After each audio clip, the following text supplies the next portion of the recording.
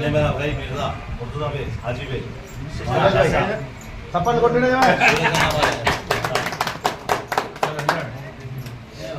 अंत कवरेज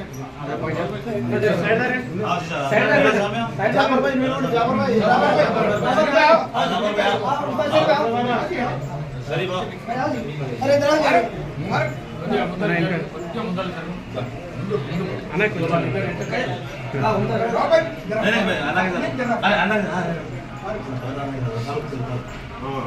वाला भाई इधर ना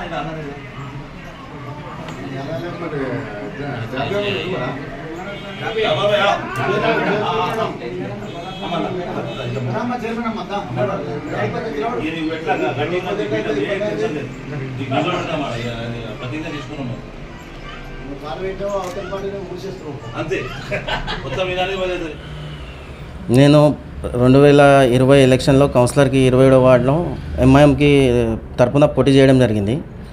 అప్పుడు నా ఆపోజిట్ ఎక్స్ వైస్ చైర్మన్ ఉండే ఆయన మీద నేను 7 ఓట్లతో ఓడిపోవడం జరిగింది. అయినాక కూడా ఓడిపోయినాక కూడా మనము 27వ వార్డు కానీ 16వ వార్డు అన్ని వార్డులలో కానీ వికారాబాద్ వార్డులలో ఎవరికి అవసరం ఉన్నా పనిచేసినాం అంత చేసినాం. ఇంకేంటంటే హిందూ కానీ ముస్లిం క్రిస్టియన్ అందరినీ తీసుకొని నడిచినాం. మా హెడ్ క్వార్టర్స్ దారుసలాంలో నుంచి అయితే మాకు ఏం ప్రాబ్లం లేదు. ఆ పెద్ద సార్ మంచిగా ఉన్నాడు, అందరు మంచిగా ఉన్నారు. కానీ ఇక్కడనే కమిటీ బాగలేదు, ఏదేదో చేస్తారు, అసలు చదువుకున్నానికి విలువనే లేదు. అందుకోసమని ఒక డిసిషన్ తీసుకున్నాం, పార్టీని వదిలేసినాం. ఇదే కష్టమేమో ఈ పార్టీలో పడితే మనకు మంచి పేరు వస్తుంది, మంచి ఏదో రేపటికి ఫ్యూచర్ ఉంటుంది అంతే. ఫిరోజ్ బేగ్ ఎంఐఎం పార్టీలో మంచి కార్యకర్త. లాస్ట్ టైం ఎలక్షన్లో మున్సిపల్ ఎలక్షన్లో కంటెస్ట్ చేసిండు, చిన్న మార్జిన్ 7 ఓట్స్ తోటి ఓడిపోవడం జరిగింది. ఇలా ఎంఐఎం ఏదైతే హెడ్ క్వార్టర్స్ దారుసలాం ఉందో అక్కడ హైకమాండ్ మంచిగా ఉంది.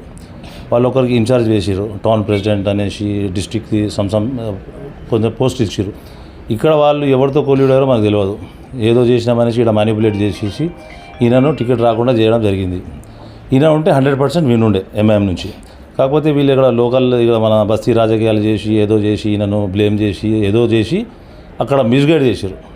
హైకమాండ్కు మిస్గైడ్ చేసి ఈయనను ఏమైనా తప్పుదోవ బట్టి చేసి టికెట్ రాకుండా చేశారు. ఇప్పుడు ఈయననేమో కాంగ్రెస్కు పూర్తి మద్దతు, సంపూర్ణ మద్దతు ప్రకటిస్తుండు.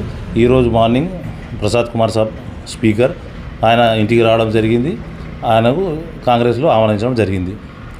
సో ఇప్పుడు కాంగ్రెస్ కార్యక్రమాలు కూడా మంచిగా ఉన్నాయి.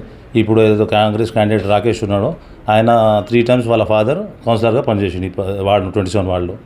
ఇప్పుడు ఆ పిల్లగాడేమో యువత మంచి కష్టం చేస్తాడు, మంచి ఫ్రెండ్ సర్కిల్ ఉంది, మంచి ర్యాపో ఉంది ఫిరోజ్ భాయ్ తోటి, కలిసి పని చేద్దాం అన్నట్టుగా టీం వర్క్ అట్లా ఆలోచన చేసి ఈ విధంగా మేము డిసైడ్ చేసి ఈ పార్టీలో జాయిన్ చేయడం జరిగింది.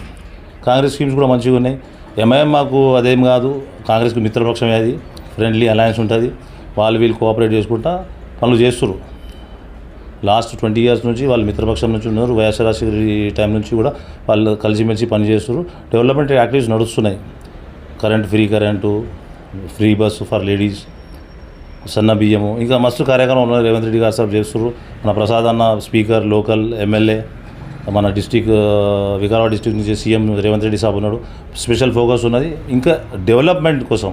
ఆయనది ఏం లేదు, డెవలప్మెంట్ కావాలనేసి ఆ ఉద్దేశంతో ఆయన కాంగ్రెస్ పార్టీలో చేరడం జరిగింది. ఆయన పర్సనల్ ఏం లేదు అక్కడ. ఇంకా డెవలప్ చేయాలి. కోవిడ్లో కూడా చాలా బాగా పనిచేసాడు ఫిరోజ్ బేగ్. కష్టపడ్డాడు, తిరిగిండు, ఎవరికి అవసరం ఉందో అవసరాలని తీర్చిండు. ఇప్పుడు కూడా కష్టపడుతుండు, ఇంకా కష్టపడాలి. ఈయన కష్టానికి గుర్తింపు సరిగా రాలేదు. ఈ పార్టీలో గుర్తింపు వస్తుందనేసి ఆ నమ్మకంతో ఇలా కాంగ్రెస్ పార్టీలో చేయడం జరిగింది. ఈ నుంచి ఆయన మంచి కష్టపడి ఈ కాంగ్రెస్ క్యాండిడేట్ రాకేష్ గారిని బంపర్ మెజారిటీ తోటి గెలిపిస్తారని మాట కూడా ఇచ్చిండు.